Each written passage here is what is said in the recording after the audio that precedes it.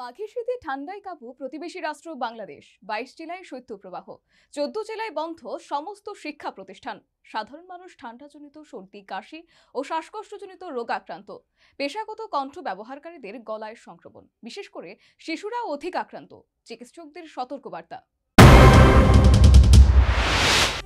এবছর শীতকালে ঠান্ডার আবির্ভাব সাময়িক বিলম্বিত। পৌষে ঠান্ডা ততটা অনুভূত না হলেও মাঘে ঠান্ডার দাপট প্রবল। এই পরিস্থিতিতে শীতের বর্তমান ঠান্ডায় জবুথবু প্রতিবেশী রাষ্ট্র বাংলাদেশ। রীতিমতো ঠান্ডায় কাঁপছে বাংলাদেশবাসী। পড়োশী বাংলাদেশে বর্তমানে ঠান্ডার দাপট এতটাই অধিক যে এতে সাধারণ মানুষ রীতিমতো বিপর্যস্ত।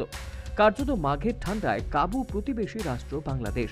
22 জেলায় শৈত্যপ্রবাহ, 14 জেলায় বন্ধ সমস্ত শিক্ষা প্রতিষ্ঠান। সাধারণ মানুষ ঠান্ডাজনিত সর্দি, কাশি ও শ্বাসকষ্টজনিত রোগাক্রান্ত। পেশাগত কণ্ঠ ব্যবহারকারীদের গলায় সংক্রমণ, বিশেষ করে শিশুরা অধিক আক্রান্ত। ঠান্ডা লেগেছে, 3-4 দিন ধরে লেবুটা দিতে আসছে।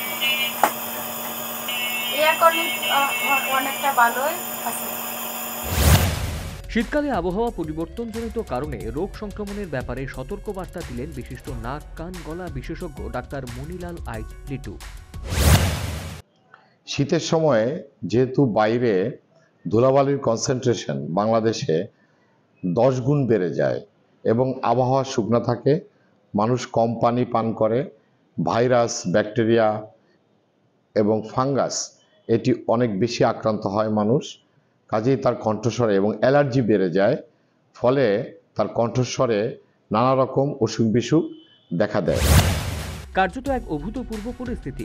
এই পরিস্থিতিতে গলায় সংক্রমণজনিত কারণে যারা পেশাগতভাবে কণ্ঠ ব্যবহার করেন তাদের অধিক আক্রান্ত হওয়ার সম্ভাবনার কথা জানালেন ডাক্তার মনিলাল আইচ লিটু। কণ্ঠস্বর মানুষের জন্য অত্যন্ত গুরুত্বপূর্ণ। শীতের এই সময়ে তীব্র শীত পড়ছে এখন।